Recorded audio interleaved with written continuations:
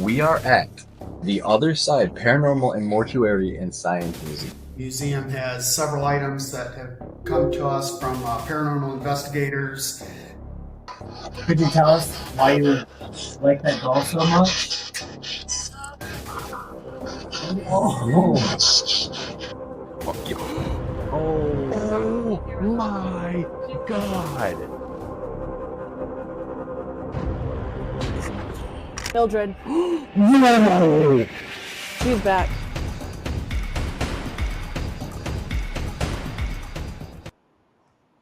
hello and welcome to What Goes Bump Tonight. I'm your host, Riley Clark, and alongside me, as always, is Trev Jensen. and today our special guest, returning Journey with Josh. Ow, What's up? Thank you for having me once again. I'm actually super excited because I don't get to talk much. I don't get to just talk to people like this. It's to a camera and it's slim to none. Right. It always feels good to be able to put the faces, the voices. And with the last time we had you on, we had so many guests coming and going, it was hard to stay engaged. Right. So it's kind of like focus. The Evidence Showcase, but we're glad to have you back on. Super excited for tonight's conversation. And yes, first thing we got to start off with, Josh, is tell the people where you're from and what got you started into making videos. Everything. Well, I'm Josh, aka Journey with Josh. I am from a pretty small town in Florida that's known for making water. Zephyr Hills bottled water. If you ever see it, that's where I live. I started doing YouTube actually 10 years ago, as of a week ago. 10 years on YouTube. The 10 years is creating content, trying to find the right niche of things to do, and now I have 3 different main niches that I have and I enjoy. So I don't just do the paranormal, which most people are now knowing me for, but I also do theme park vlogs. I'm starting to do daily type vlogs, and I also like to go to haunted attractions, so huge events like Halloween Horror Nights at Universal and stuff like that. So kind of just all over the place. I'm just all over the place. And honestly, that's where the name comes from. Journey with Josh. Just go on my adventures with me because I have no clue where I'm going next. Right, we'll ride this wave. Yeah. I love that. I've watched vlog videos for so long. I think the most popular vlogger, obviously David Dobrik. I watched his vlogs religiously, man.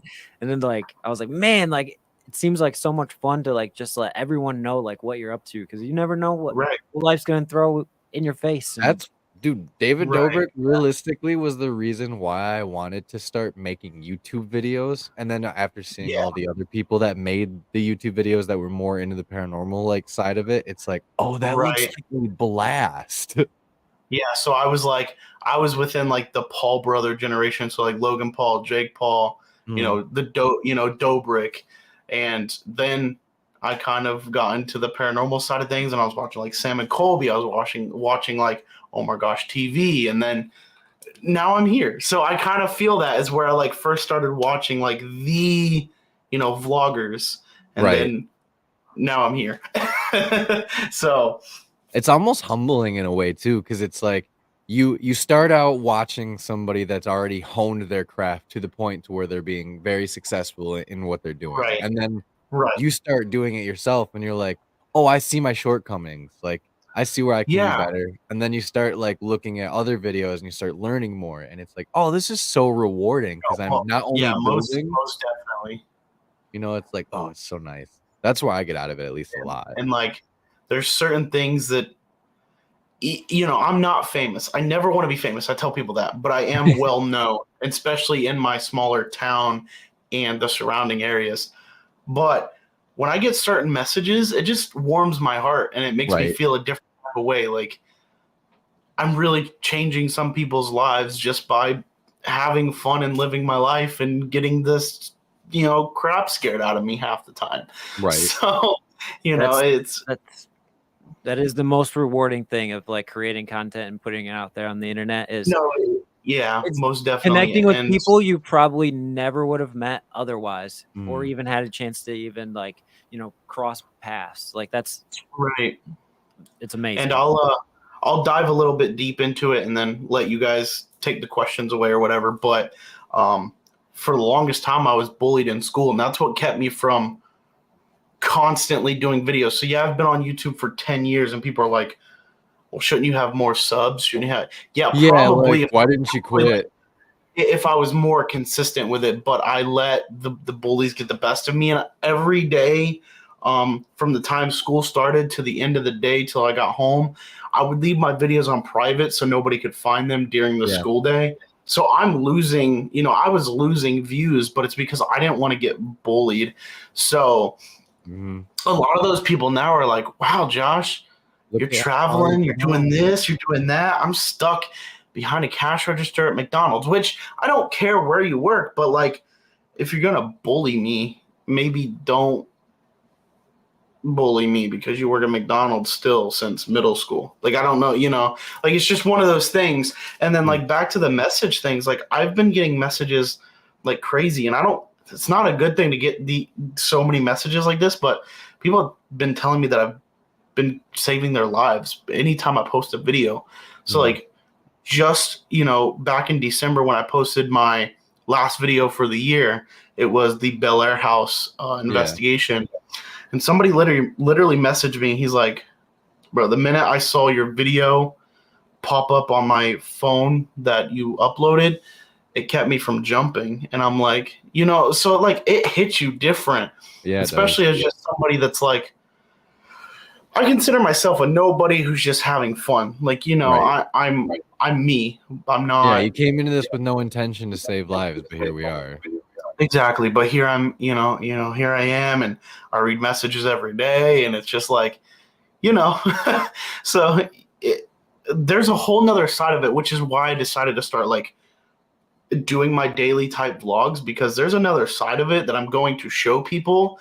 These videos are going to be like behind the scenes. You're going to get to see literally what I do when the camera's off, like not filming a specific video or not doing podcasts or not, doing this or that. But literally, I'm going to show you how many messages I read, throughout the day. I'm going to show you what I do day to day. So yeah, it's a different feeling. It's definitely a different feeling from just doing it for fun, which I still am, but to doing it to inspire people, to make people feel better, Yeah, it's humbling. To live my life. Like, it's definitely crazy. And that was just from like the last time when I saw y'all too and talked with y'all. It just has. Yeah, that was a very short time ago. In a different, it has grown in just a different path, which, cool, but I don't want to be the reason you're alive. You need to be alive for yourself. Like, and that's how I see it, It's like, don't be alive just because of me. Be alive because you want to be. Yeah, the world's a better place with everyone in it, especially where it's like you have to know your value. Like that's the part that always makes me the most sad is when I see people that are being devalued by other people. It's like, well, why is their opinion more valid than yours? No, and you're totally right. And I didn't mean to get like a long time to realize that. We will scream this from the mountains every single week. Mental health is so important. Matters. You always have someone to talk to, even if you think you don't. Reach out to someone. I guarantee you they'll be there to talk to you. Oh yeah, and I always say my DMs are always open. I always say that. Like I may not be able to get to it right when you message me, but I will get to it within the days. I will. I'm one person with DMs open. I also am a huge advocate for like men's mental health, and I'm trying to like be kind of like a push for that as well. And I always been doing it as of late. Is great. And even if you don't think you have any problems, or if you think everything's hunky dory in your life, go talk to a therapist. It always helps. Yeah, I mean, see, my therapy's a little different, but yeah, go talk to somebody. Like I will go hike a trail, and that's like my therapy, and I just like kind of let everything loose. Right, it's my escape. So this has became our escape because we love coming to this community that we've built, the Night Crew. Like we absolutely love everyone that tunes in every single week, and it means so much to us. Like you guys say, you love us, and like we reciprocate that 100%. We love y'all so much, and that's why you need to go to our Instagram post. where you can enter the bumpies and go comment bumpies. Do it right now. Do it right now. Do it right now. Do it right now.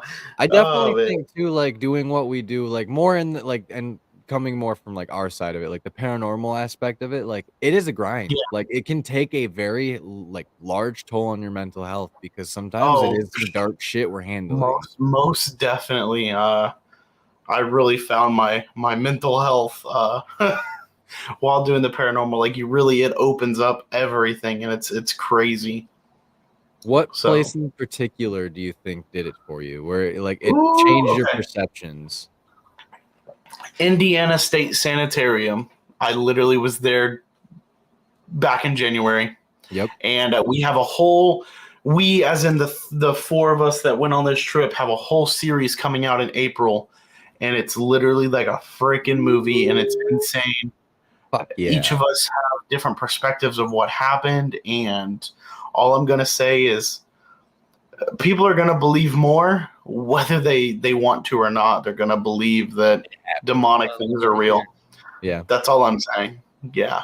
So I love that though. I love the fact too that it's like we have different perspectives. So once again, all the skeptics, all the haters that are out there, right? I don't care what you have to say. It's fine. I know what I made. I know what I saw. But like, check it out. There's this angle, that angle, that angle, and that angle. And we have four different people talking about their experience. So it's not like people you can validate. But I mean, it's all validated. It doesn't matter because at one point when some of this stuff happened, we were pretty much separated. Whether it was 2 and 2, 1 and 1, or 3 and 1, at one point, yep, we were not all together. So we knew that stuff was happening. I mean, it was right. Crazy. And I mean, like, I know you and your fellow investigators that you work with, because I mean, I follow everything. Everybody does. I have to. I must. It's all glorious content. But it's like, you don't make anything. Like, what? There's no reason to. Like, we're all out here catching real shit. And I said from day one, when I posted my first ever paranormal investigation, I said from day one, I will never fake or entertain anything for views. If it's a boring night, you are going to see a boring video, and or I will entertain you. Right, I'm not going to not post it because then it just makes it look like, oh, he's not going to post it because he couldn't entertain enough. You're going to get what I experience. So if it's 2 hours of nothing, you're probably going to get an hour of nothing. You know, I'm going to make you only sit through half of what I had to. Yeah. So I mean, the funniest part that we always do is like when we have that lull points or the downtimes, we're always like, do you like ghosts and mustache? Yeah. And like in the moment, you think like that's just stupid. Why are we even recording this? And you go back and you start editing it. It's like, oh, that's actually like great. Perfect. No, right. And there's so many bloopers that I have that I don't put in the videos that I could just upload a whole bloopers video and it'd be the funniest thing ever. We've been told, and we've also been floating the idea of like, if we do a lot of blooper reels too, and we could totally have like a good 5-minute every time we go investigate with bloopers. I could probably do a 10-20 minute one because I just blooper so much. I'm just a blooper. Yeah, totally. So ISS, would you say that's like the largest location that you've investigated then? Because I know it's massive. Yeah. Largest as in like square footage, like complex wise. Square footage, yes. Probably the second biggest would be a hotel here in Florida that I did. It has 12 floors, I think. No, 20 floors. 20 floors, huge hotel. But square footage wise, yeah, definitely ISS. And ISS was the place to actually wake me up and be like, you cannot be scared if you want to accomplish anything. Like, you can't let these things know that you're scared. No showing fear. It was a big wake up for me, that whole trip. But I can't say too much. I understand. Because it's not out yet. I will say now that I've done the trip, though, this is where I'll end it off because I don't have too much I can say. After that trip, I know now that I got to prove myself more than ever, and especially if I want to work with these people again, because I felt like I was I was not the strongest one at all. I was the weakest one out of all of them. So, I'm going to prove myself. And this Friday, so in 2 days, I'm going to do my very first private home investigation, but I'm going to be alone, completely alone. Nobody with me other than the family, but the family's basically just leaving me alone to investigate. Right. So, yeah. So that'll with that hotel and ISS though, like being the larger locations that they are, did you think that you got a good, like you got through most of the haunted like spots in the location that it was, or like it? No, I'm gonna tell you why, without giving away too much. A incident occurred at just the beginning. So basically, I can kind of give you like a rundown, but I just can't say too much.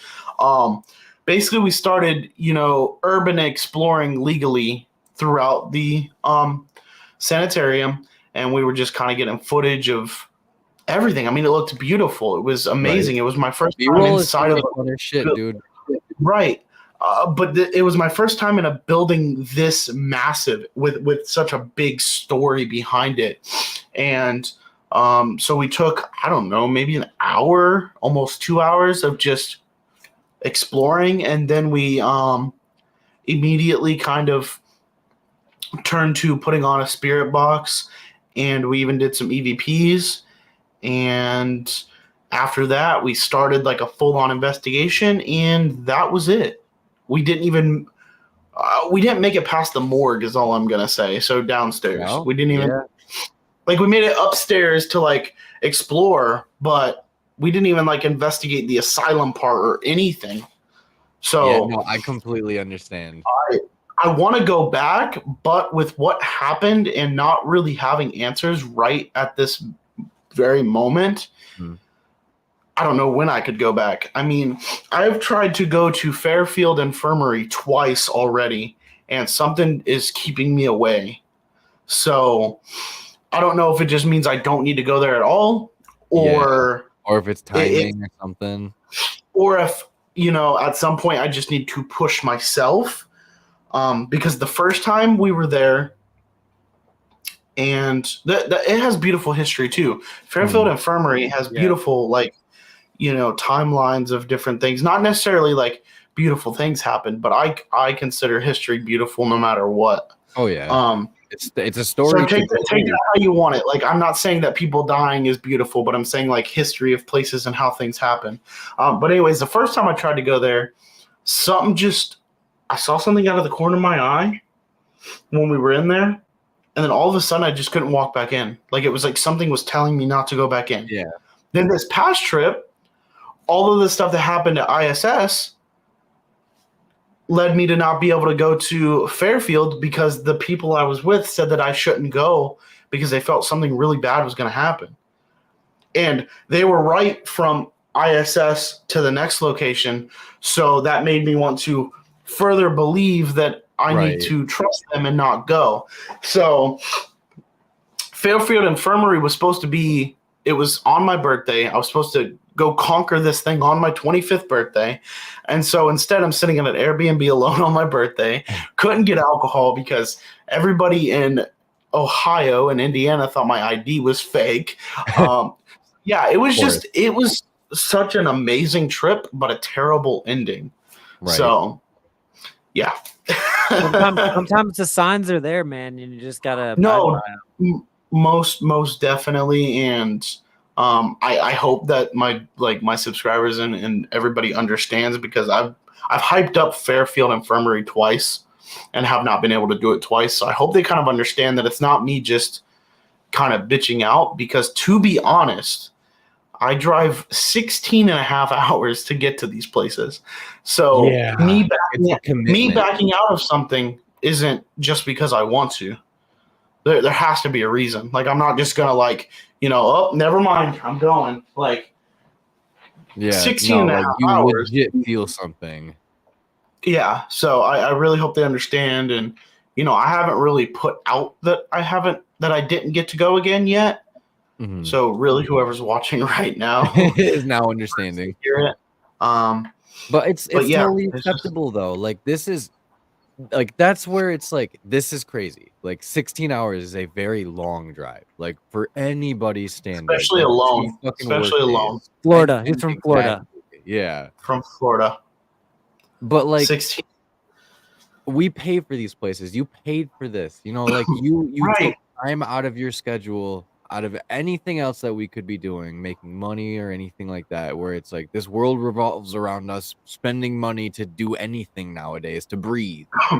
Well, I Like- mean, I could have been spending time with my girlfriend for my birthday, Yep. but I chose to go work. And I think people also forget that is I'm technically still normal human with a normal everyday life. So me choosing to go to work on my birthday, you know, and especially because I don't have a normal 9 to 5 and I'm my own boss. So me choosing to go to work, that's a big like commitment, especially to go out of state. Right. Yeah, So, exactly. like- That is a huge commitment. So it's definitely hard. Definitely, But definitely hard. location speak, man. Like I've said it in one of our investigations. I was like, we'll let the building do the talking, and they Oh, really yeah, do no. talk to you. For sure. And I learned that. I learned that this trip. Like Do you- know, Let me ask you at this. first I kind of just ignored it, but Do you no, I don't. do you feel the effects of that night still? Like, do Yes. you feel like something's has been like Um, attached to you? I don't feel an attachment, but I do feel that mentally, I'm not necessarily who I used to be. Do you, Yeah. okay, Um, let me throw this on so- you, Josh. Uh-huh. Because I'm really interested in what happened to you and like what the after effects have been. Because obviously, Yeah. whatever happened was somewhat traumatic to you, to where you're like, I can't go to this next location because I fear Yeah. what's going to happen. So, do you Yeah. think that whatever spirit is ISS, like potentially like scarred your like empathic abilities to where like maybe the veil in your mind is thinner, where they can like maybe make something happen, like have further I- influence on you, kind of? So definitely my empathic my empathic sheet Yeah. definitely has a tear in it. For about a week and nights after it happened, anytime I closed my eyes or we did anything in the dark, I saw it, and that's all I can say. I can't go into too much detail, and I wish I could, but there's so much that has to wait. Soon we'll get it all. Yeah, April. But I'm definitely a changed person, mentally, very much so. Some of it's in a good way, some of it's in not such a good way. I still sometimes see it, day in and day out, but I don't really speak of it. I try to ignore it because we noticed that anytime we spoke of it, it kind of just that's where it gained its power. Right. So this thing, whatever it is probably here to stay. And like I said, it's not attached. It's more mental. It's more mental. And then that, to me, that's scarier than having an attachment. Yeah. Oh yeah. So If anything, it could be like there's different types of attachments where it's like that mental Correct. fatigue. Yeah. It could definitely also be like just another way to break you down until it's like right. And late. my girlfriend, my brother, and some of my family noticed when I came back that I was a different person. So like, and I even warned them. So like the day after, I did call a few people, and I was like, "Hey, I just want you to understand that like I'm possibly very different mentally, so don't like, try to get used to who I am, because I am so like, I believe in manifestation now. I believe in turning anything negative into a positive, no matter the situation, like trying to bring positivity onto it. And I was never that open-minded, which sounds funny because, some would say, well, it was just a ghost investigation, but when you watch the video and when more gets explained, you will understand why I feel the way I feel. And I won't feel stupid when everybody else gets to see it. Because like trying to explain it to you guys now, I kind of feel dumb. No, just because not at all. like You're being well, vague on purpose. not to you guys because you guys understand because you're in the same field. But like if I were to just explain it to a normal person, I've been looked at weird this whole time. Yeah, so they'll it's give just you like side eye. No, just know that we believe you because like I've noticed that like the more we've investigated, like little things about us have changed. Like yeah. it may be like when we're on investigations, maybe we're not opening up as much as we used to because I have seen like the last 2 investigations we went on a little less evidence, and I think it's because we were like not letting things come through. Now I'm opposite. Now I'm opposite. I'm more open than I was. So like my mental, that's what I'm saying. There's that break in my empathic sheet that I think I'm just more open to everything now. But that one thing just sticks with me. And it's crazy because anytime I go investigating now, it's insane. And like I thought it was insane before, but now it's just a totally different type of insane. Right. I always think too, like it's almost like if you're playing a music, right, or anything, like you're playing a guitar, like it's got to be in tune. So like the last 2 investigations for us, I feel like we were like a string or 2 out of tune, which that doesn't sound good, you know? And like it might sound good when you hit a few of them, but yeah, and I think it's different as well when you're a solo investigator. Yeah, definitely. And you kind of just rely on maybe other investigators to work with you because you don't have that connection like let's say group investigators or just the dynamic duo of people that do it all the time together. Like I'm so used to having my girlfriend with me that now becoming more solo on things. It's hitting me more mental than it was when there was more than one person. Yeah, so it's probably because the spirits can be more focused on the one energy in the room rather than the 5 or 6 or 2 or whatever how many number other energies are in the room. So like if we're not all like the group isn't all on the same wavelength just a little bit, you know what I mean? Like it might because like the last couple of investigations we were on, the owners were in the building with us, and I think like them kind of just standing off and letting us do our own thing kind of maybe changed the balance a little bit. Like we're still getting stuff, but I always felt like we were asking them to try harder. Like try harder. We need more because you're barely coming through. We're barely being able to understand you. And it's like, no, totally. What is potentially causing that? Because there's been other times where we're with people and it seems like they're coming through extra clear. Right. So it's like, is it this dynamic of energies in the room that is, not all lining together? And it's probably not even something you can control, like mentally or anything. It's just not the natural really. energies. You know what I mean? Yeah, it's definitely counterbalancing, but that's why I think it's so much stronger when you're a solo investigator because you only got that one energy. It's you and then the spirits, but you're focusing on it and then they're focusing on you. So it's a totally different like drag of things. Right. It makes me feel like for one, it's much more terrifying just to be alone because then any little sound you hear, you immediately get into your own head and you're like, was that organic or was that inorganic? And then like it's also like a safety thing too, where it's like if I misstep here and I fall down a flight of stairs and I'm in a fucking old decrepit ass building, like I'm fucked. And that's why I try my very hardest to not do kind of abandoned buildings alone.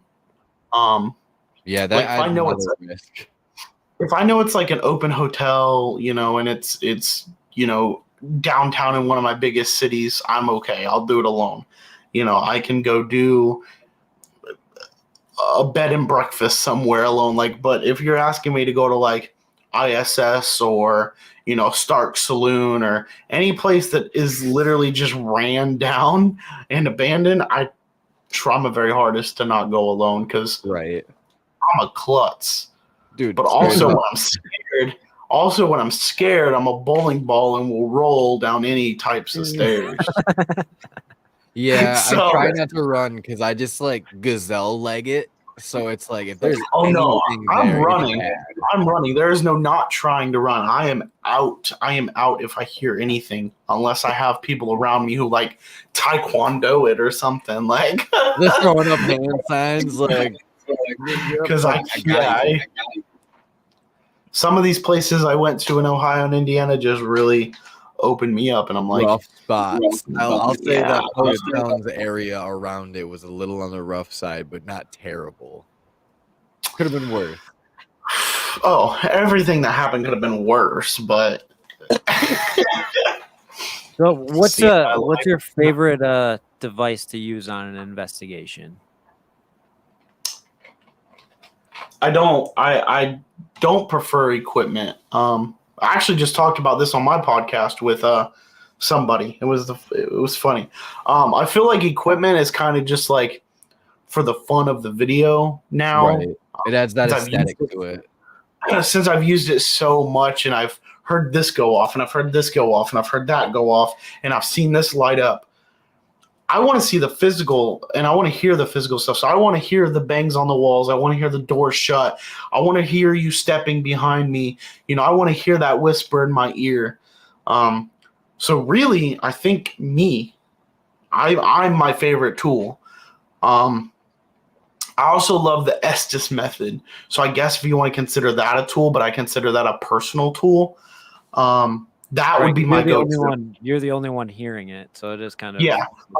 So if you just gave me a spirit box, some headphones, and a blindfold, and told me that's all I could use for the night, I would not be upset. That's actually what I started with when I first ever started investigating. I got a spirit box, some headphones, a blindfold, and just an EMF reader, just because I thought it was cool because it lit up. And they were on the cheaper side of equipment too. Like, we'll be real. Well, yeah. I bought all my stuff from Ghost Shop or Ghost Stop, whatever it is. Same here. But I think equipment's kind of overrated. I love it for the videos because it kind of helps, and especially if you're in a dark building. Right. But I'd rather just use myself. Like, I'd rather go in there with a camera, no equipment, a flashlight, and I want you to talk to me through the walls, and that sounds creepy, but it's more real that way, because then nobody can be like, well, your cell phone set that off. Well, no, it can't set off a bang on the door. Right, yeah, like, how does my cell phone bang a door? If I'm alone, that means it's either a homeless person, an animal, or it's the dead talking to me. Yeah, my text message also swung that door shut. Yep. But that's why shit. That's why I enjoy that more, though, because it's easier to believe. I mean, unless you want to say I brought somebody and paid them money to just start banging on walls to scare me, yeah, I disagree. I'm not going to try to scare myself on purpose. Right. I'm a scaredy cat. I'm a scaredy cat, so I'm not doing that. So, yeah, equipment. Mitch Creep has a question for you. How do you prove the presence scientifically? Do you have that approach at all? Ooh, how would I prove it scientifically? Like, without the equipment? Yeah. That's a good question. Man, that is a really good question. I mean, I always try to debunk everything. I don't know about using science because I don't think I've ever dug enough to worry about that. I think I more go for is like scientific theory too, though. Process of elimination. So I always try to think, depending on where I'm at. So if I'm in an actively open to the public place where, like, so a hotel where people are staying, and I hear a door slam shut, I'm going to try to debunk that. If there's nobody in that hallway when I step out and I hear no talking, I'm going to start to, really wonder. Also, like the bangs on the walls, we did do this at ISS quite a few times. I just listen out for animals if it's animals, because I'm very good with that. Living in Florida, you got animals everywhere. We got critters all up in the walls. But I always try to debunk everything. I never am the straightforward, that was a ghost, that was paranormal.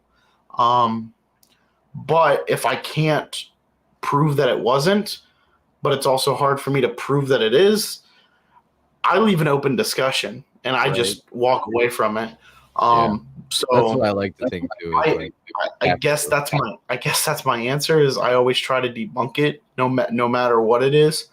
I mean, you'll see in these upcoming videos that we try to debunk a lot, and it was my first time really thoroughly like jumping into a group of people trying to debunk stuff.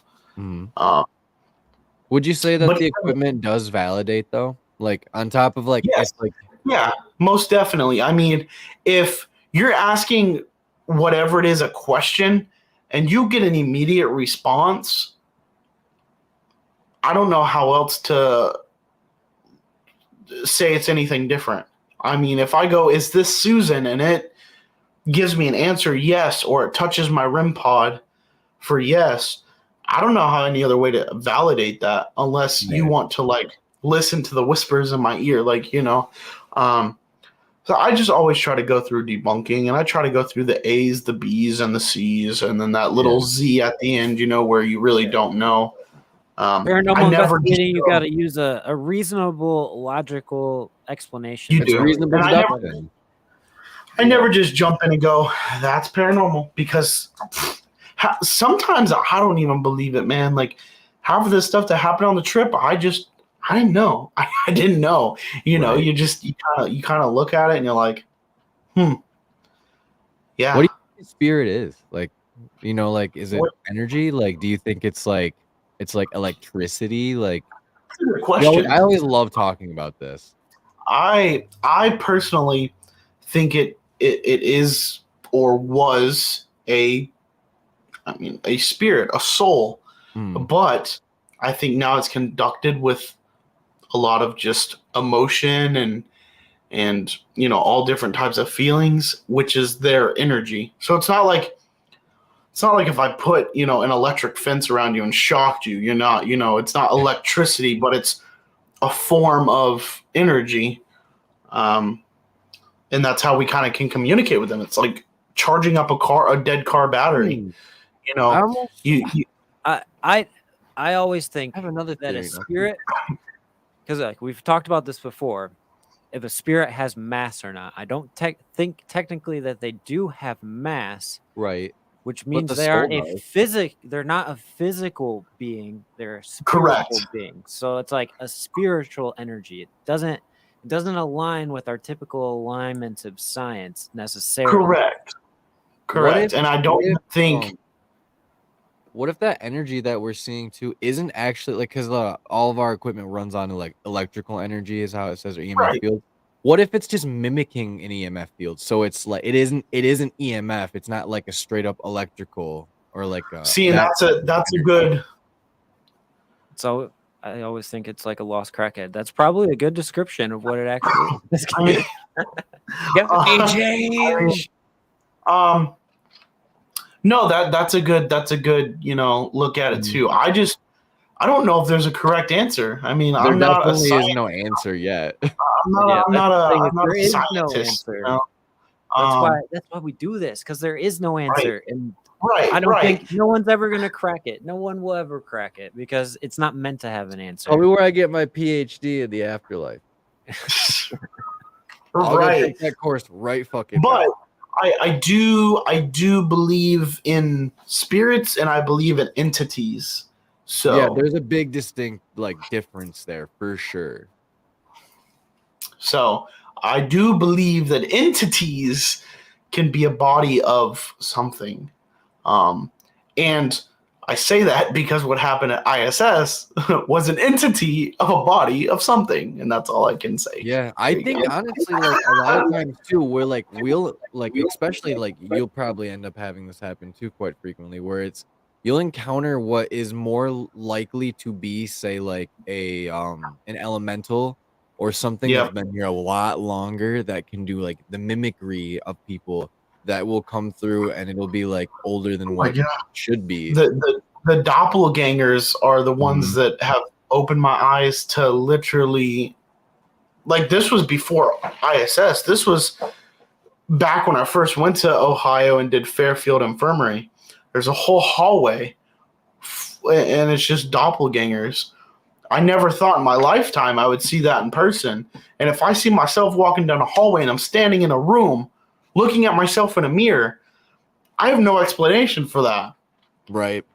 I always wondered too when we hear our voices come through, say like the spirit box or like through like other like EMF or I mean not EMF, EVPs and stuff. It's like, how is my voice doing? And that kind of takes me into another topic, if you don't mind. That takes me into like, dog. Drive the boat. That takes me into like the cryptids and stuff. So like skinwalkers. Why? And this is a video I gave you clips of when we did that one podcast with everybody on. This was that skinwalker cemetery where I got thrown on the ground. Tell me why I could hear my own voice in the woods yelling for help, and I'm standing right there. But after I hear that, and then the spirit box goes attack, I end up on the ground. Right. Thrown to the ground. Yeah, like unless you were like a vocalist that can throw your voice, how the fuck? I wish. I really wish some of that stuff was acted out because I wouldn't have been so scared leaving. Right. Like I was terrified. I even drove with my windows down thinking, whatever was inside me was just gonna whoo. Yeah, like you're gonna have like the supernatural effect, right? Like black ooze come out, right? And it's just like, I don't know, just some of that stuff is so real to me that it's scary. Oh, it's also real. Like cryptids are 100% more real than people give them credit. And they're aliens. Really, they're all as real as we are. It's just the perception that we have of them isn't correct. They're multi-dimensional beings. Like they're here, there, and everywhere. And I don't think I said this to working on right. And I don't think I said this to anybody yet. I know I spoke on a different podcast about my new season, but I didn't speak of the new series I'm doing, which is called Legends and Cryptids. Fuck yeah, and you are. I'm going to places where Bigfoot sightings happen. I'm going to Skinwalker Ranch. I'm going to look for Mothman, Goatman's Bridge, like Slenderman Forest. I'm going Slenderman Forest. Whoa, hold up. That's a thing? It's a thing, dude. Yeah. People manifested Slenderman into reality. There's three different You're telling forests. Me we can go hunt the Slenderman. Well, there's a German lore too that behind it that says that he's been around the whole time. Yeah. There is a whole. I mean, there's one in Canada. I believe there's one. I want to say it's in Germany. There's one, but that's because that was their, whole. And the wood carvings and shit from forever ago. And there is one.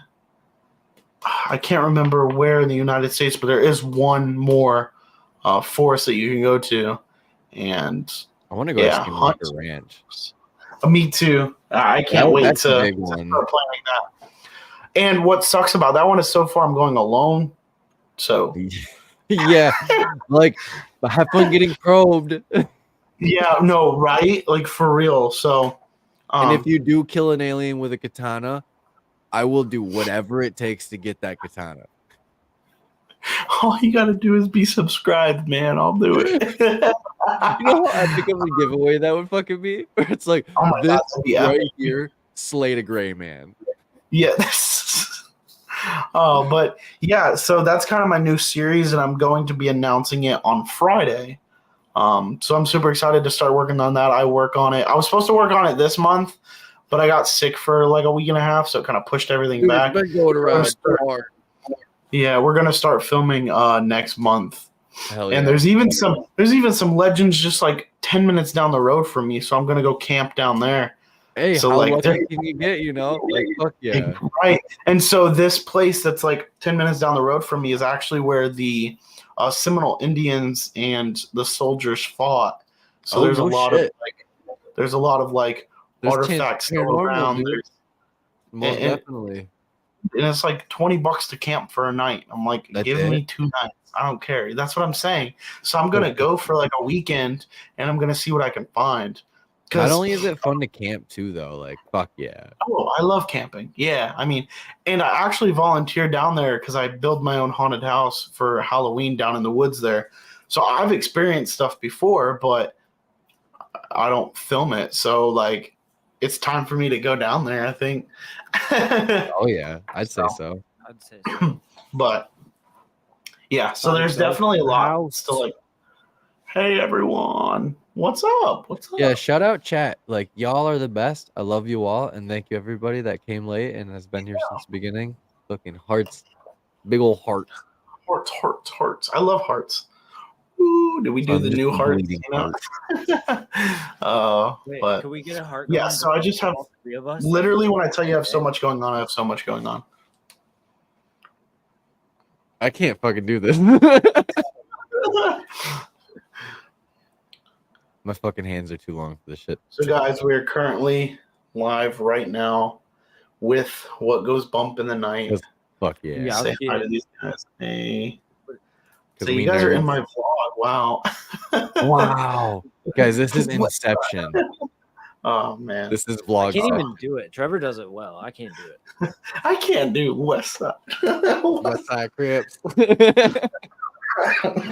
Oh man. Oh shit. Right. All right, I got one then. If you could Yeah. go anywhere in the world, nothing's off limits, no taboo, nothing. Like, where would you go investigate? The catacombs. Yeah. What about the catacombs makes it so appealing? Which I mean, generally everybody knows a lot about catacombs, but like, So what there's to a you place- makes it appealing? So there's a place here in Florida called Ybor City. Mhm. That's where cigars were made. It's like Cuban headquarters, basically. Fuck yeah, dude. That's awesome. And I was the very first paranormal investigator to investigate this church. Mm-hmm. And below the church, there were catacombs. Now, obviously, they Ooh. don't look like catacombs because there's bathrooms down there now and like stuff is. But you can But it's a tunnel see, system.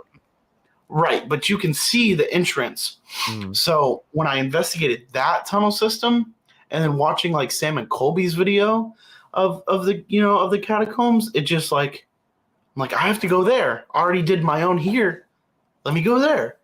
I think a lot of it has to do with the history. So I'm a history nerd. Like, Right. if I could have gone through school just doing history class, I would be a history major. Yeah, that's But- where I was like ace in every class. It was history. Right, and I think that's why I'm in the paranormal too, is more of the history about it and not the getting scared in the dark. It's fun to research. It's so much fun to find out what you're walking into. Sorry, I was reading a text. That's my fault. I'm terrible at that. You're good. I keep like peeking over at the child, and I'm like, "Is she passed out?" Oh, yeah, she is. Let's go. But I just think the catacombs would be different, and being able to experience that in your lifetime. Yeah. It would just be like going to Dracula's castle, which I would enjoy as well. Like, I just want to go see Dracula's. I don't even have to go inside. Just let me go see it. I want to, I just want to see it in person. So, Right. But I guess if I had to pick like a more realistic place to go, I would probably say I would go to like Trans-Allegheny or That's a great one. Waverly Hills. Both very, very, very good places. But those would probably be like if it had to be more realistic, where I know that I could go in 2 months if I wanted to. Yeah, not- where it's like I gotta drop a dime on it. The one like, place I want to go to that you can't go to, Eastern State Penitentiary, man. That Ghost Hunters Yeah. video that they captured there is what made Yeah. me want to be a ghost hunter since I was a little kid. Like that specific video, I was like, oh my God, capturing something like that would It's be nuts. like crazy. But there's That's- also a few places in Savannah, Georgia that I want to go to. There's like a pub. dude, the whole the- fucking city. Jesus, No, the whole right. city fucking on it. Right. Every inch but of like that there's- city. Oh, I mean, and that's not even but a 6-7 hour drive for me. I could do that. yeah, no like problem. that's way more reasonable than most. Then 16 hours, 20 hours. That probably is a 16-hour drive for us. Yeah. Right. See, and I want to go to Chernobyl, but I can't go to an active war zone. Yeah. But like that Destination Fear episode, like you were saying too, Nobody it's like, said some of you that evidence- couldn't. That's true. That's true. Nobody said You I can couldn't. go there. There's people living in Chernobyl again. Right. That's what I'm saying. I just I don't don't know. die. It just seems like one of I those think like. just within like a mile of the reactor or something is off limits. See, but Yeah. if I get caught by, say, like the KGB, they're gonna like filter me into their military and then just use me as another cannon fodder. No. Honestly, you go into a radiated space, you're probably coming out with like 4 heads, and they're gonna have to put you in a cage and just be like, Well, my dumb ass is like, I He's got gotta 4 see heads the now. We must reactor. study the beam." Like, yo, Oh, let me see the reactor. Like, I need Yeah. in the Iron Dome. Like, let's see it. Like, give me a There's a- face mask. Now that I'm thinking about it, there is a place that I will be going to this year, and it's in Georgia, and it's well known. It's called Lake Lanier, and this is the lake that like everybody goes missing in. Oh gonna yeah, say, there's a We have lot of been missing told- people. Yeah, we have been told to do an episode on that. We've never gotten around to it. Yeah, that lake why does story that is fucked up. So supposedly the water is just it's cursed. tainted. And scientifically that doesn't make sense. How do you go in the water but not come back? Right? It's just yeah. a lake. Like it's literally, if you look at the map, it's just a rounded lake. So there's an exit point at some. It's not like it's the ocean where you can float out into nothing. There's a special bacteria that only exists. Yeah, the elephant's foot's wild. It's Chernobyl. Like, there's literally Oh, a giant yeah. radiation. Okay. I got confused because I was talking about the lake and I was like elephants. But yeah, so I'm going sometime this year. I'm not too sure yet. I'll probably do it when I'm filming the Legends Encrypted series because I'll be out there anyways. But yeah, people just go missing. I think there was actually 2 guys that went missing just like 2 years ago. Yeah, like, I was recent. gonna say, I'm pretty sure I listened to a true crime episode where they talked about Yeah. like, here. And it's like, what? Like, Hey, wow. it's Also a river. That's only a 6-hour drive for me, so it wouldn't even be a full day. Like I could, make it there and film and be back home. But I'm working on doing some stuff there, so that's even more realistic because it's super close to me. Don't go missing. There's a river that's like just outside of St. Louis that for the past like 20 years or something like that, every couple of years, college-aged males go missing and end up found. Oh in the river. yeah. I don't remember the name of the river, but I do know what you're talking about. I forget the name of the river too, but it's near St. Louis. I know that. Dude, it's And probably like a spirit of a river cryptid or something that we just don't know about. It's the Loch Ness Monster, guys. What are you talking about? That's the creek body snatcher right there. It's a creek body snatcher. It's just ripping people into the creek. Oh man, CBS. CBS. Oh man. I got a question for you guys though. Yeah, what's up? I don't think I haven't got to talk to you on my podcast yet. So Not yet. maybe I'll save it. Yeah, I'll save it. We'll set up something. I don't want to ask you twice. I don't want to ask you twice. You have a different question for us that maybe okay, yeah. So what is like one place that has stood out to you the most that you've been to before? Ooh, that's a good one. Because you guys do a lot of like local stuff, right? Yeah. Yeah. So like what's one place that like if I asked you for a place to go near you, what would be that place, I guess? So what really stuck out to you? For me, it would have to be Mouse Cemetery. Because I had heard the legends of this cemetery since I was in high school, that it was like insanely haunted. Like there's this whole story of a chair that was there, and it was said to be the devil's chair, and a kid sat in it, and a year later to the day that he sat into it, died in a car crash, and it was horrific. We have a devil's tree here too in Florida, or a devil's tree and a devil's chair.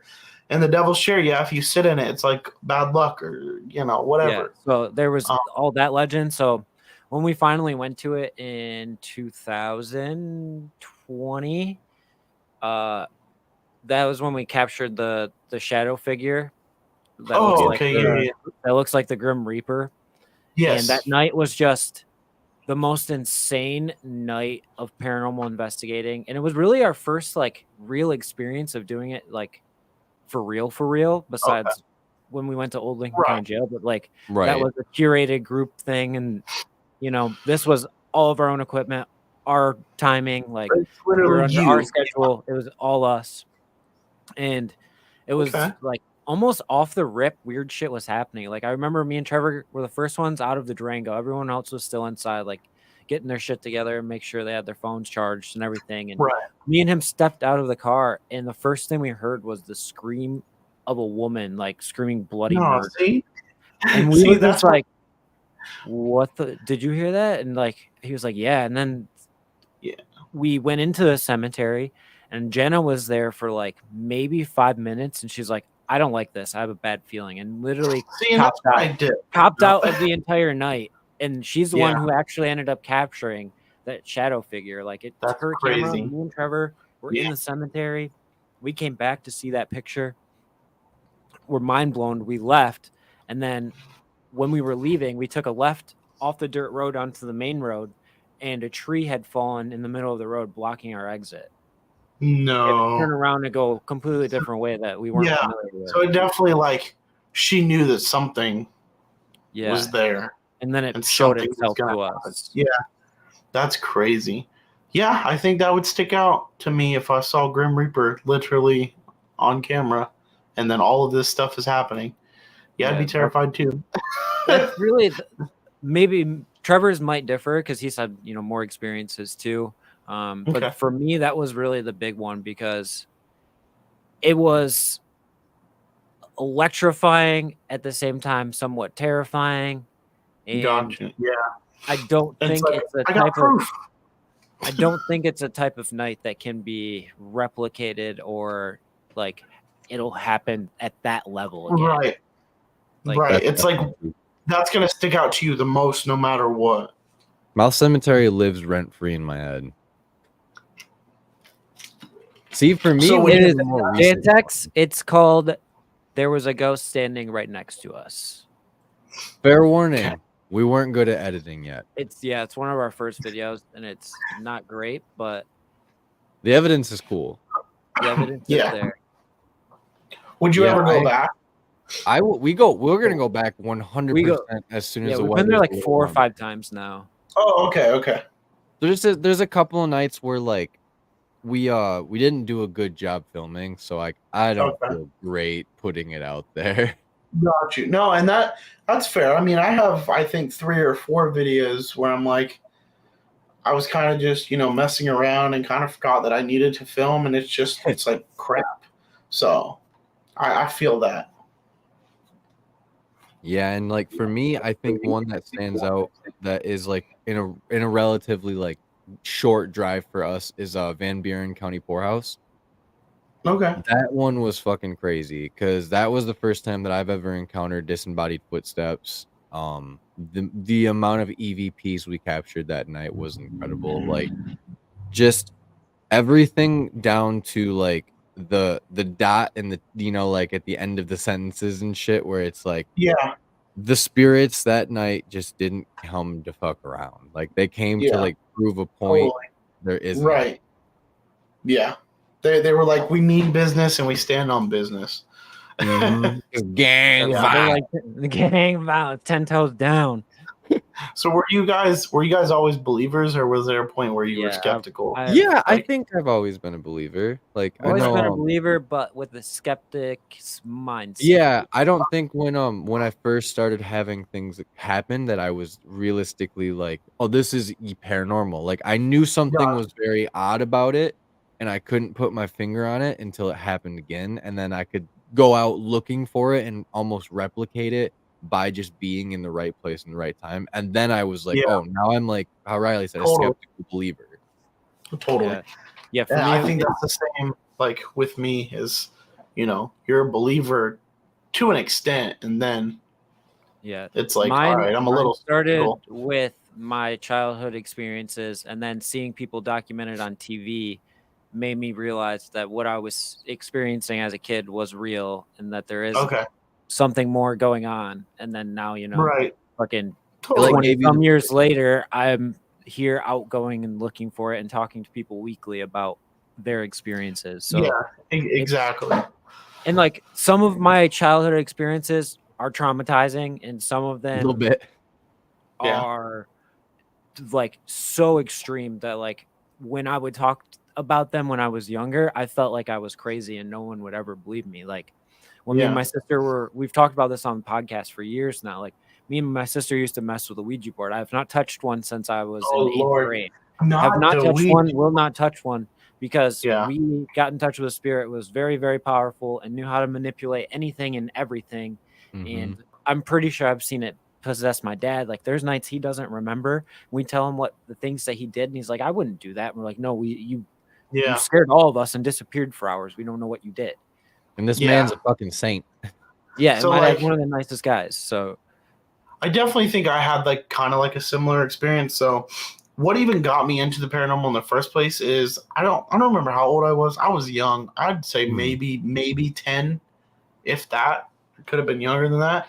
I went to the Smoky Mountain National Park in Tennessee, and we stayed in a campground right outside of the national park.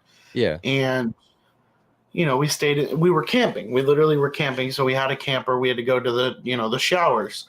And I walk into the bathroom, and all of a sudden I start hearing drums, and not just like drums, but like tribal drums. Yeah. And like distinct that's like drums. big, that's like big, Cherokee. That's a big native, area. That's the mountains. Well preserved too. Right.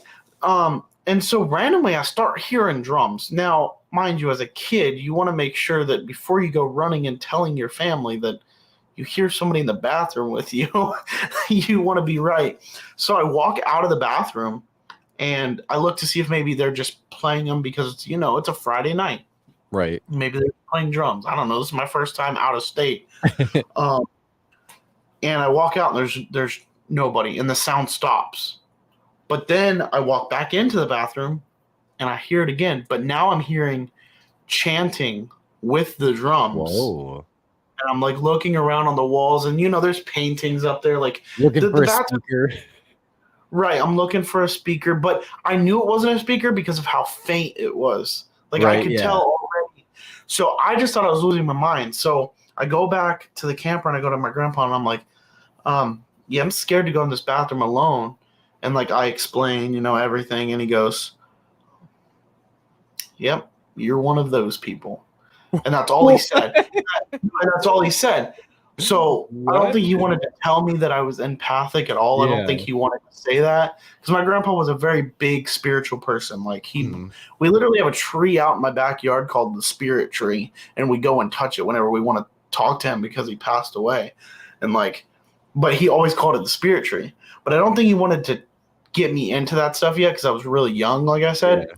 So all he said was, "Oh, you're one of those people," and that was it. That. That's so it's like, and then, time goes on and I keep going back and, same thing's still happening. And then, little 18, 19-year-old Josh here decides he wants to play the Ouija board with his friends in a park on the water. Why not? Right. It was my first time. I didn't believe it. I wasn't and I still wasn't a full believer. I'm more skeptical than I'm believing of it. And especially in the Ouija board. I didn't believe that for one bit. Like, I don't even believe Bloody Mary, but will I try it? Absolutely not. I do it every morning. I wake up and I play Bloody Mary. So we ended up playing it with 5 of us. Mind you, that's a big group of people to be playing the Ouija board. And all of a sudden we start getting this really heavy spirit coming through. And we could tell it was heavy because it was just moving. And it's just spelling out the name A-Z, A-Z, A-Z. And we're like, huh? And then it reverses. And you know what it spells? I don't want to say the name, but we know what it spells. Just, yeah. And then I experienced my first ever possession. Oh, really? And that video is actually still up on my channel. It is the worst edited, the worst quality video ever, but I was dying, and it was okay. Okay. It's interesting as shit. So yeah, I won't mess with the Ouija board either. But also, I knew from that point when I was a little kid when my grandpa was like, "Oh, you're one of them." I knew something was up. So now I'm here. Yeah, now we're here. We're big chillin'. Big chillin'. Now I'm making money doing what I said I wasn't gonna do. No, I'm saying, come here, demons. It's your boy. Like, Come let's here, go. It's your boy, demons. Come on this journey with me, you demons. Come hug me, demon. See, and then it's like, That's Trev. That's Trev. Oh yeah, for sure. There's demons up in there. Come hug me, Oh demon. yeah, let's go. hug Me, brother. yeah, literally. I'm bringing it close. Maybe you need some loving in your life. That's funny. I love it though. I love it so much. But yeah, so yeah, there's a whole I could get into why I started this, why I started that, why I started yesterday, why I started today. Like there's so many different things I could say. what do you do? What do you enjoy doing the most? Like urban exploring, paranormal investigating, like just like how you started your vlog, like everyday vlog style stuff. Like what to you is really like got your peak interest right now? I enjoy everything. Honestly, that's why I do everything I do. I don't have a one like more just than another. Right, because when I go on these big road trips, I film a lot of behind the scenes stuff for my YouTube members. So that's fun to me. Then I'm filming my paranormal, but then I come back and I do food festivals at the theme parks and get fat. And then when October and September roll around, I'm getting scared in haunted houses and having people jump out at me. Like, I don't know if I could pick one. Right. Yeah. It's like, it's just an all around smorgasbord of a lot of fun. But what I am very thankful for and why I'm glad I do what I do, there's no way for me to get bored, because if I get bored of one type of content, I just move over to the next. If I'm bored with that one, I move back to the next one. So it's like, I can't really ever. Variety channels are so much fun. Thank you. Please subscribe. I'm gonna shout. Please subscribe because I have so much variety coming. But I just enjoy not getting bored with things. Right. Because I can also constantly be on the go and not feel like, oh, I have to do this. No, I can get like, I'm doing this, So yeah, see, that's what we love about our community is they know, because all of them love to go on investigations and shit too. You know what I mean? So like, they know it takes time, and sometimes like you might plan something and then it just doesn't work out. Life gets in the way. Whatever happens, Exactly. Like, all right, give me 1 second. I gotta step away real quick. Give me 1 second. Totally I think my fine. friend's here. Give me 1 second. Totally fine. But I mean that's the life of a content creator. You can't always just be on the go. You gotta be ready to live life too. You can't just be solely focused on the channel. You gotta live your life too and enjoy the people that are in your your close knit circle. Your girlfriend, your kids, your wife, whatever it is. You gotta enjoy everyone. But that's why I enjoy also do like the vlogging stuff, because that's more like real life. That's just like me literally enjoying my life. So it's not like I have to take away from my life at all. Right. It's just now it's just being posted and not private. That's realistically what I want. Like, if I have anything that I can do with my life at this point is become a successful content creator as well, and do this, because what more fun does it sound to be able to spend all the quality time with everybody at home and then just be able to go do the more exciting things that you're more passionate about anyway. Right. I mean, if you like go back on my channel a little bit, and I'm talking like before paranormal, you can see that even I filmed like videos on like Christmas Day just because I enjoy the memories. Like I didn't have to. Yeah, I didn't have to. It's those things too that people really do enjoy, because it's just it's I know it's like gonna sound weird, but it's like it's a voyeur thing where it's like you get to bi-curiously live through somebody else's experience. No, it is. And a lot of people loved the energy that me and my girlfriend had together when we first met and when I first introduced her. And that's just kind of how it all started. Like I wasn't even gonna do content creation anymore. And then when I met her, she's like, no, I think it's kind of fun. Like, let's do Like, it. it You gave know, you the push and that energy you needed. gave me the push that I needed, that I wanted, that now I have. So yeah, I don't have any regrets on how I started. I don't have any regrets now. I don't have a favorite thing to do. I enjoy it all. I'm going to start Twitch streaming here, in the near future, hopefully within the next month or so. And I'm going to be playing like horror style games because why not give it a try? Right. I've been like wrestling with the lose? idea of like, because I have like, there's like a second What Goes Bump the Night channel that's just my like Google account basically, and I was like gonna just do like clips and shit, but then I also on my TikTok was able to just do TikTok lives, but do the studio shit so I could do like the gaming stuff. So I was clipping that and trying to do something with it, but then I was like, it's such a hassle. But like, I enjoy playing Magic the Gathering. You can play Magic the Gathering on your computer.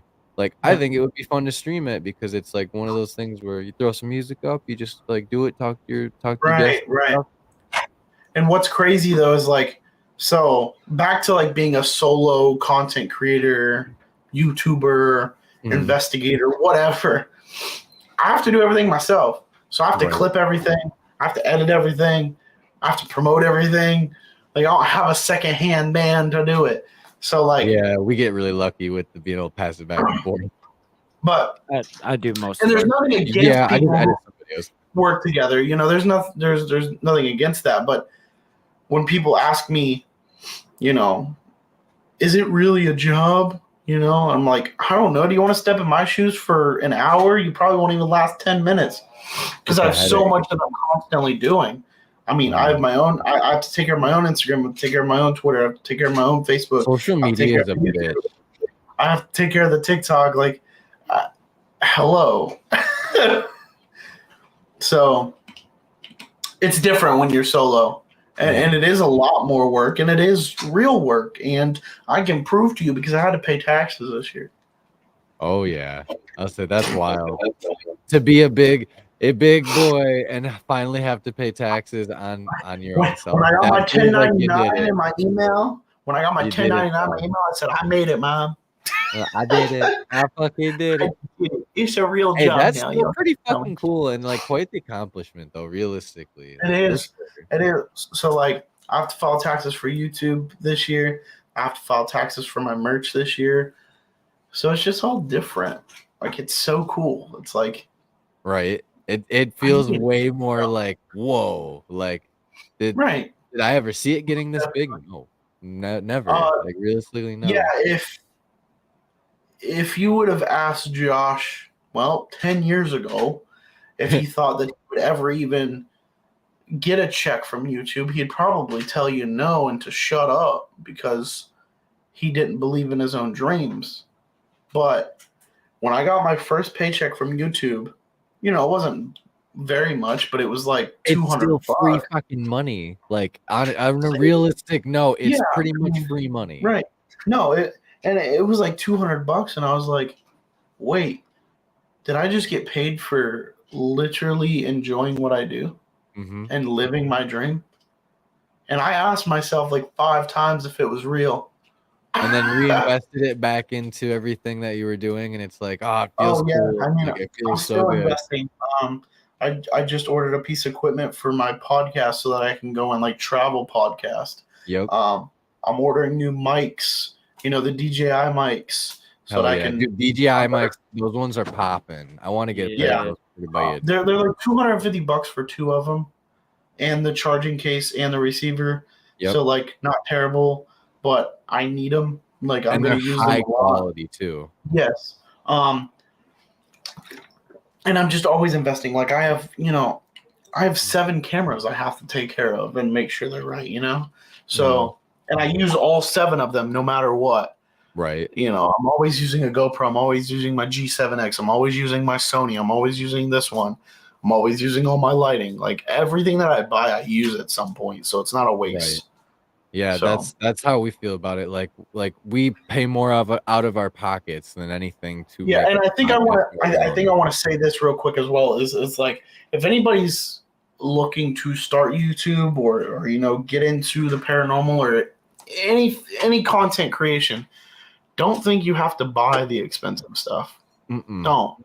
I don't even have to buy the expensive stuff now, but since I can, I'm going to. When I first started on a Nokia cell phone. You know how bad quality that was? Yeah, like 8 megapixels. Yeah, Right. hey, bro. When we started the then- podcast, we literally Yeah. had a $35 USB plug-in mic. Yep.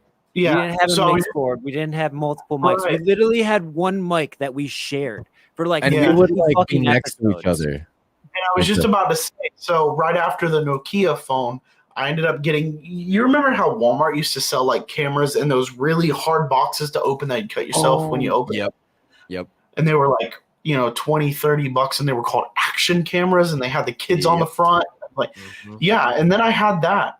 I didn't even get my first like flip up screen camera. I don't know until like 2014.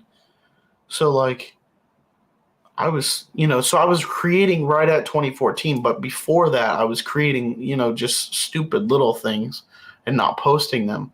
Yeah. But I got my first flip up camera. So actually I have it right here. I got my first flip up like Sony camera that doesn't work anymore. It's all scratched. I got that in 2016. And from that point, that's when I knew I wanted to actually like do YouTube for real. Mm-hmm. And then I got the G7X, and then I got into Sony, and then I got, then I waited a little bit. Then I got an iPhone. Then I started using the iPhone.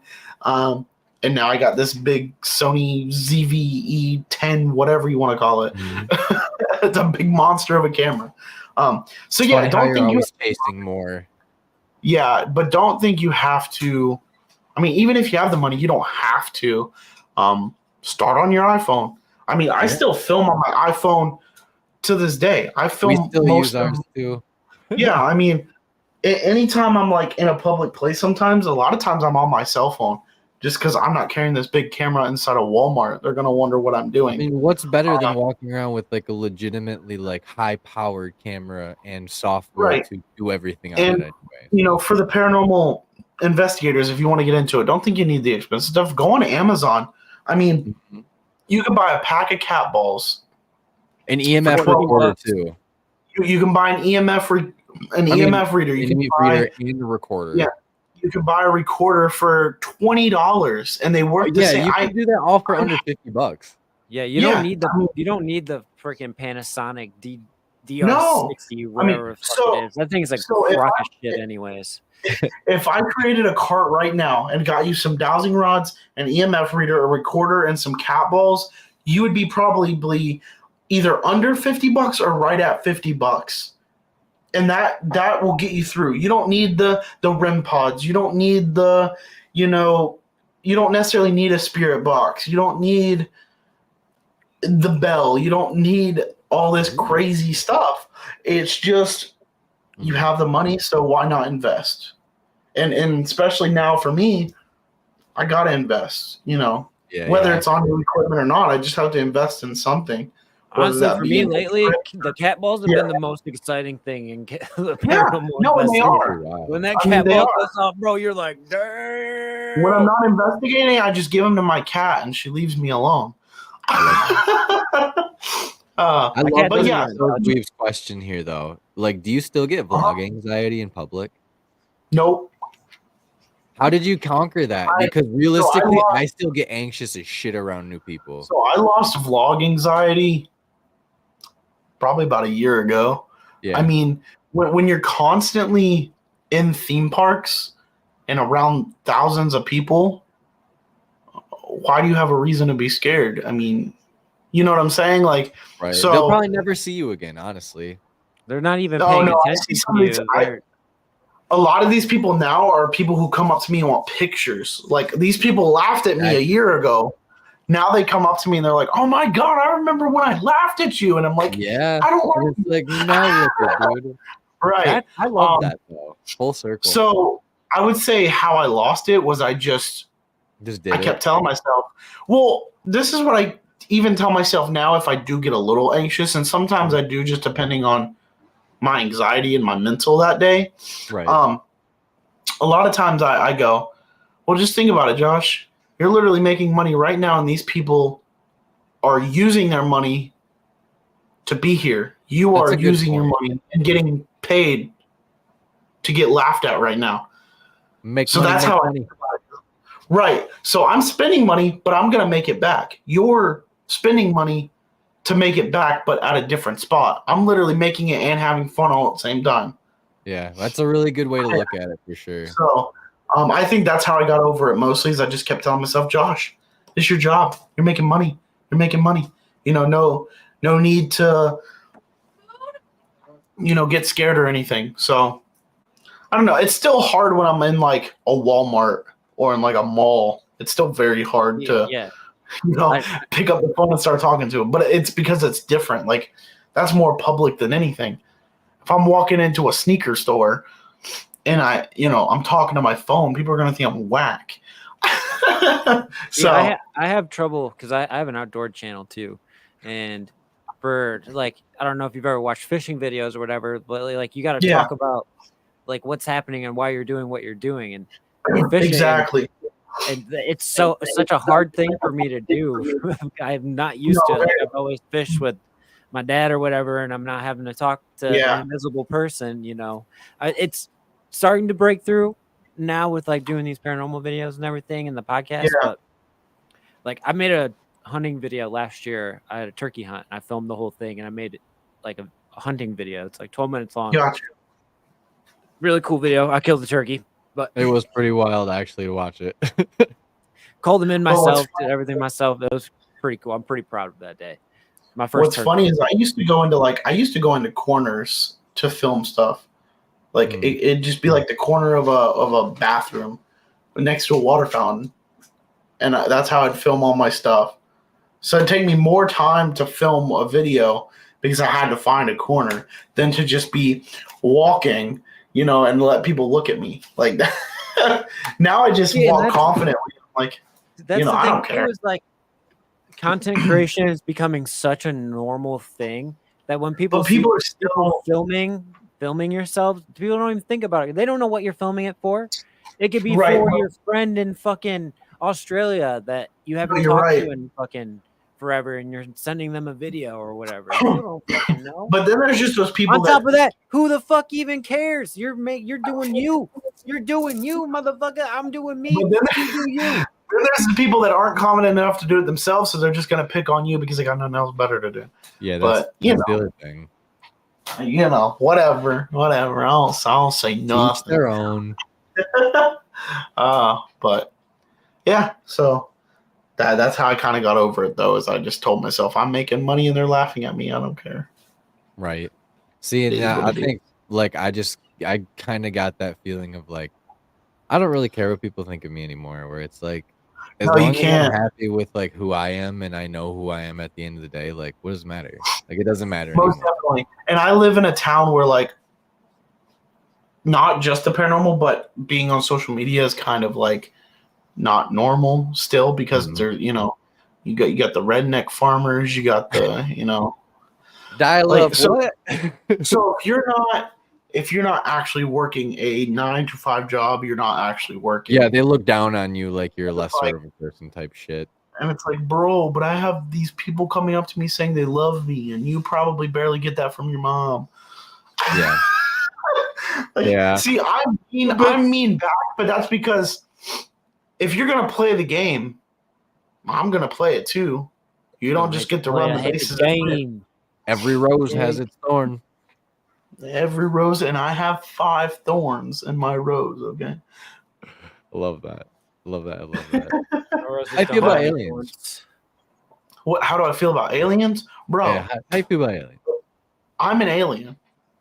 I'm extraterrestrial. So actually, when I was a kid, so back to like in that area where I was talking about the drums in the bathroom and stuff, I used to actually have a notebook, and I wish I could find it. I don't know where it's at. Sorry, my lizard was making a weird noise. Yeah, she's like a dinosaur. I had a notebook, and I used to literally study like hieroglyphics that were found on like parts of UFOs in Roswell. Yeah. And I would literally draw them out in this notebook, and I would study each of them to figure out what they stood for. And I'm telling you, this notebook had like 100 pages, and I wrote in it. That's insanely awesome. I would rub mud on the pages just so I could figure out. I don't know what I was trying to figure out, but I knew that aliens were real, and I knew that I would figure it out at some point. To this day, I still haven't figured it out. But you know what? It's okay. We gonna start they're again. Fucking real. We know they're real. Listen, Area 51's gonna get picked up, and it's gonna be by me. I'm just gonna pick it up and move it. I'm gonna find it. The funny part is, there's probably gonna be y'all nothing don't record there. that. I don't want the FBI coming. None of y'all be recording real that. black sites in Antarctica. Everybody knows that the real black sites are in them super restricted off limit zones. Where I'm saying. I'll say. I'm not no scientist, but here I'm saying. I'm saying there's something underneath that ice. God damn it! Yes. Oh, there is 100 million. No, there definitely is. There definitely is. Just how do you feel about aliens? UFOs, I believe. You believe in UFOs? Yeah. Because I mean, look at other like ancient cultures like Aztec and Mayans and stuff like that. They're all so similar. And we don't know what's underneath yet. I like that. Yeah, everything derives from Egypt. Honestly, like the Iraq, like everything. I think the Aztecs were aliens. Dude, have you heard of the Anunnaki? That's what I'm saying. Look at what they were building. Pickaxes Come on. like that. They don't got no pickaxes. Come on. And limestone, you have to get. Well, listen. Even the Egyptians kind of got me going. How are you gonna tell me they built them pyramids? It was the Anunnaki. That's who it had to have been, if you ask me. The Anunnaki played a big part in the like development and culture of human civilization. Yeah. What do you? All right. So from aliens, do you believe in cyclopses? I would say yes, only because there is clean evidence of mind. Giants. So, like, if you look at like massive, I don't know about humanoid, like Cyclops. I just think is a Homer mythology like thing from the book. And fair enough. That's how I in the ocean though, if they're real. Like, But I think they are based off of real legends, like giants. Okay. But I think the Cyclops was just more of like Homer's imagination for writing. No, totally. Maybe and that's giants with 2 eyes, but said they had 1 eye. Right. It's more. Yeah, maybe they had 2 really big eyes that made it look like they had 1 eye. Yeah. Like they were like close together. Oh, when you see a fucking giant, how do you react? I didn't fucking look at it. I ran, dude. I fucking started running. Thing was 20 feet fucking tall. I didn't look at it. He looks at his girl. He goes, "I pissed my loincloth." They could have had 7 toes on 1 foot. I wouldn't have fucking been able to tell you. Man. Come on now. That's funny. Hear me out. Ooh, can we have 1,420 subscribers by the end of this? We're at 1,413. Let's hope. Push them. Oh, you got a theory on cyclopses, okay? Say Down syndrome giants. Because if you're going and they got their eyes super close, that looks like 1 eye. That actually could be relevant though, because like if inbreeding were to happen, and then you have like very, very like misformed like shape and guys are giants. okay, but they're humanoid in nature, so they would have DNA. They have to have DNA, right? They have to have DNA. Like they have to hump and they have to reproduce. That just caught me off guard. Look up a picture of a cyclops. You said Down syndrome cyclops. That's gonna get your search history fucking flagged. Like they're like, all right, something's wrong with this guy. I can't. That's really funny, but it's also like, oh god. That's what I said. We're talking about cyclopses. Y'all don't talk about. Oh, I can't. Like minotaurs. Like are minotaurs real? Like did some dude just go and just bang a fucking bowl, and next thing you know, you got a minotaur? Like, how does that happen? Why are we just imagining half like bold people? I can't. Guys, you're gonna get me canceled. I'm very easy to get canceled. I've been canceled 3 times. Okay.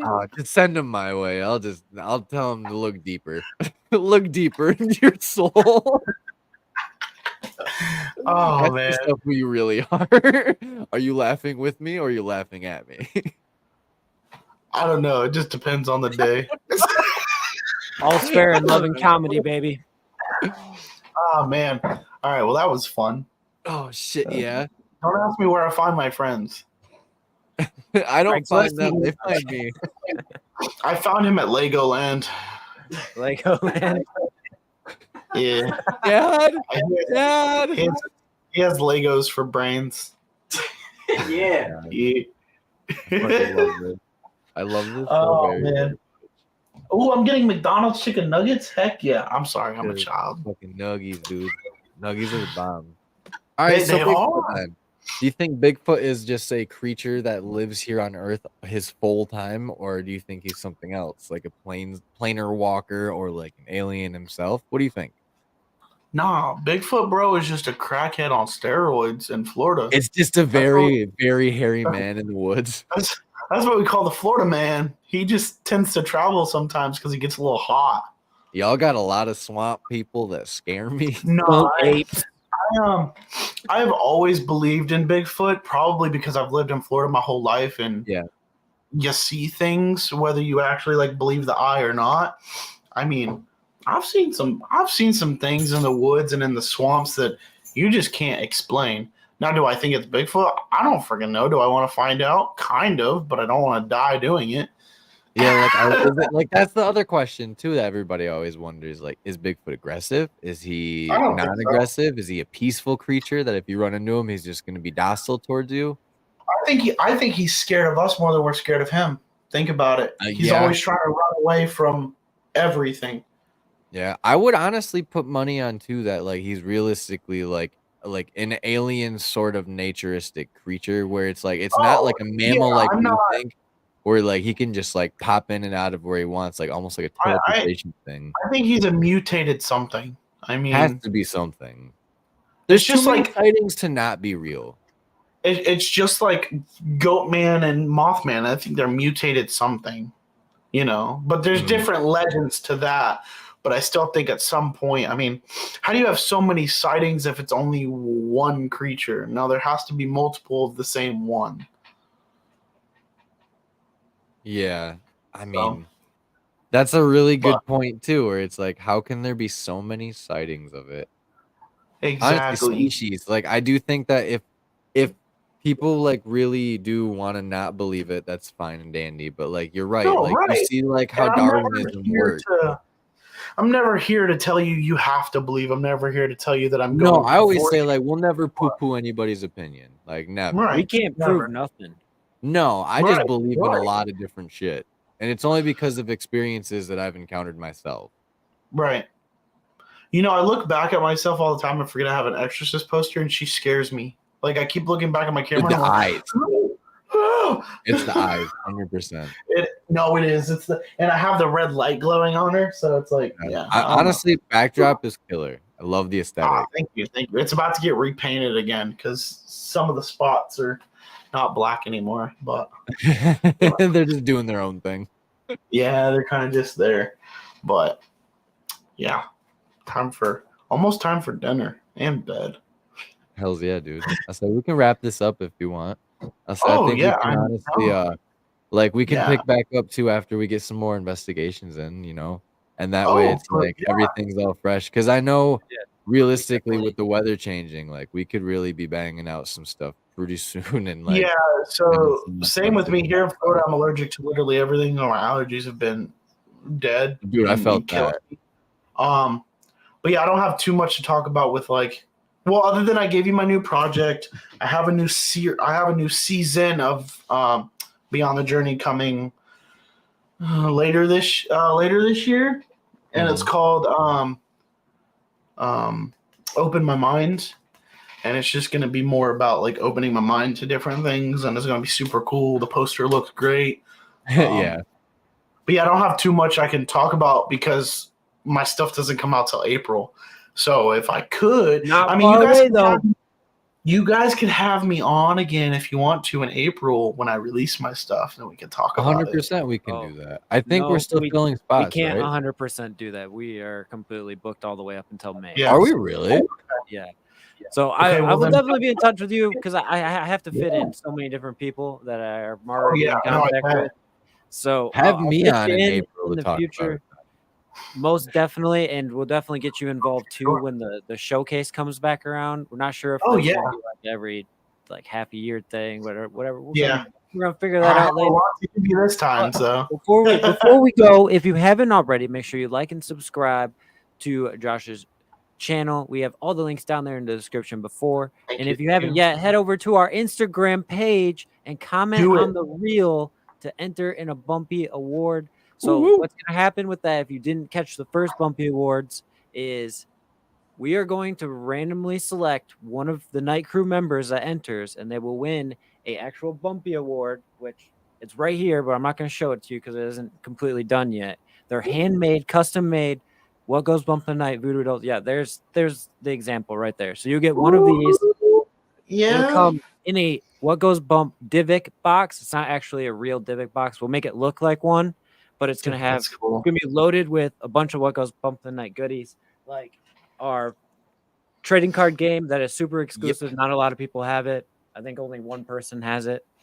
That's cool. The Hey, person make who sure won you guys it are like subscribing to What Goes Bump in the Night too. Make sure you're following them. Come on, what?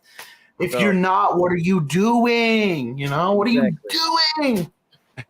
I can even drop the. I always enjoy talking to you guys because we get to have fun with it. It's not so serious. Sometimes I talk to people on their podcast and they try to keep it serious and straightforward. I'm like, I just want to be able to go off topic sometimes. Yeah. But I can let you all know what the topics will be for this year. So we will have the most haunted location, top dream location. So we're going to go through every single guest and find out what they said. And the most common one is going to win a Bumpy Award. SCP Monster, if you're familiar with our SCP Foundation series. Most bumpiest creepypasta. So all of the creepypastas that we've done since episode 100 and forward. Maybe even episode 1. We haven't decided that much yet. We'll let you know. Most chilling killers, because we did a bunch of serial killers over these last 100 episodes. Of course, most bumpiest night crew member. And Josh, don't worry. We left you in the running for this too. So if everyone loved this episode so much and they think you were the most bumpiest guest, we will be sending an award your way. And very last. Thank you. The night crew will vote on our best video that we've released this last whatever it's been since the last 100 episodes. So those are the categories for the Bumpy Awards. We're super excited for it. It's gonna be a lot of fun. I appreciate all of your followers and your viewers. I mean, I try to be as cool as I can be. But I like being myself. I think that's a big thing too. Is like just like being myself. Unapologetically yourselves. Right. Yeah. But I appreciate you guys so much. Thanks for the award. It'll go pretty up here with all my other ones.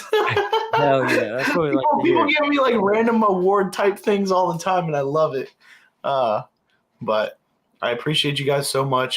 Can't wait to talk again. Hopefully, I can get you guys on my podcast at some point. You guys stay busy, but I want to get you on. We can hold me in, book it with us, and we'll be Gucci. Just book it. Yeah, book it with us. I'll probably message you like right after this just to see when you're available, and we'll go from there. Sounds good. And with that being said, folks, remember to keep your ears and eyes open for it really goes bump in the night. Love everybody.